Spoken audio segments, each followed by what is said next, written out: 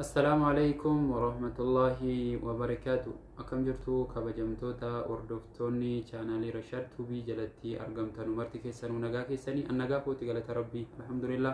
Isinis immoo baga nagaa taatanii isiniin jedhaa.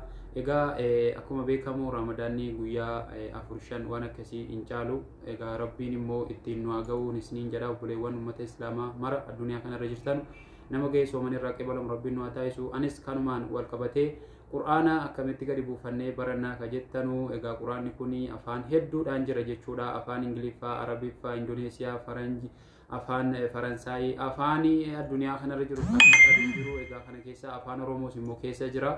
Egaa sagaleensaa dhaggeeffataa afaan Oromootiin immoo maanaa isaa yookaan hiikaa isaadha kan isiniif hiikuudha jechuudha. Namoonni baay'een aappii sana gadi buufattanii afaan Oromoo bakka isaa wallaaltanii kan rakkataa jirtanullee ni jirtu. Asumaanuu deebii isinii taatee abdiin qaba. Egaa namoonni haaraan gara chaanaalii kootii dhuftan welcome isiniin jedha.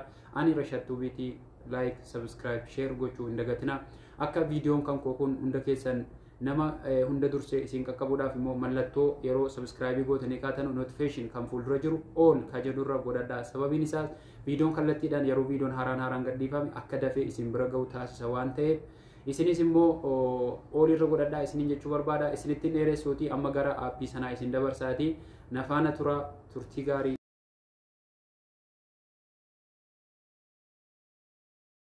Egaa obboleewwan kiyyaa gara aappichaatti isin dabarsaan isiniin jedha. Egaa aappiin sunis akkuma beekamu pilistoorii keessaa argannaa jechuudha. Egaa aappilikeeshina pilistoor jedhu keessa galtanii gadi buufachuu dandeessu. Amma kallattiidhaan pilistoorii keessa galee isin argisiisa. Pilistoorii keenya kunoo pilistoorii keessa gallaa jechuudha. Yeroo pilistoorii kana keessa dhuftanii galtanii jettanu gubbaa kanarratti Qur'aan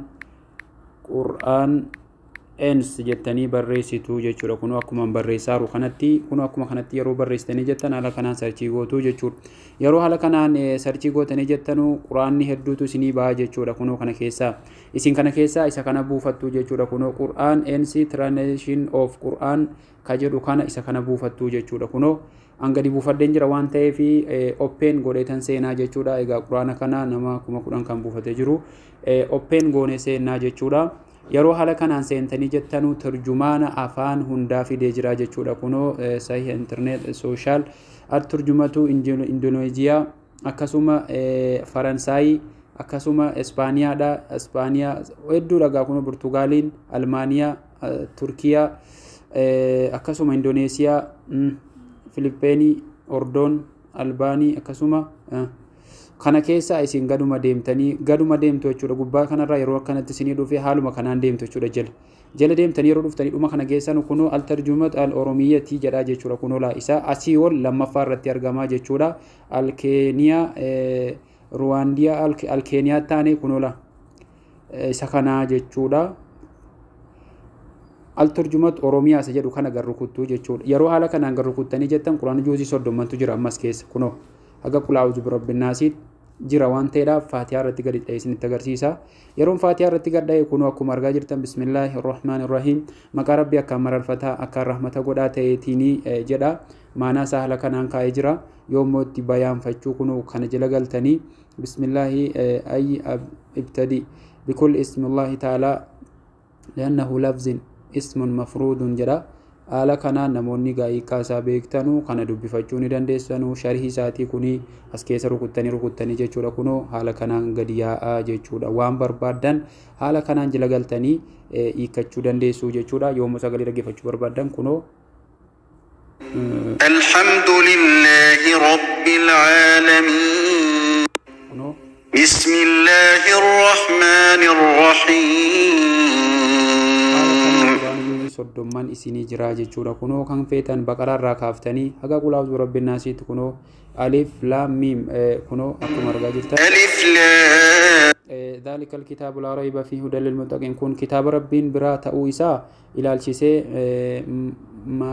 مامين إسا كيسا إنجردا ور ربين صداتني أجيل فما جدا إذا معنا ذلك الكتاب لا ريب فيه هدى للمتقين كرم غبابادان معنا سالي برودان دي سجودا ترجمة روميا إيكا سافان روموتيني إذا كان كيسا قلتني إيكا جودان دي سغنو فانا ربي لوغا سدنجرو خنا جودا haala kanaan isinii galeera deetan abdii qaba. Yeroo haala kanaan dhuftanii keessa galtanuu egaa ooppenii erga gootanii kaatanii isuma jalqabarratti asii akkana olooftanii isa kanarra yeroo garuu kuttanii attan kallattii dhumaan quraana keessa isin gashaa waan takka cinqiin qabu jechuudha waan nama dhibu miti kun kunoo warra afaan biraas haala kana yeroo seenan jiran kunoo afaan amaariffaatiinis warri amaariffa beekanus immoo kunoo amaariffaanis haala kanaan jira jechuudha namoonni amaariffa beekanu haala kanaan argachuu danda'u kunoo al amaarinya isa jedhu kana jechuudha al turjumatu al amaarinya kunoo amhaarinya amhaariyya akkasiin isiniin jedha obboleewwan yoo isinitti tolee gadi buufadhaa hiriyoottan keessaniif sheerii godhaa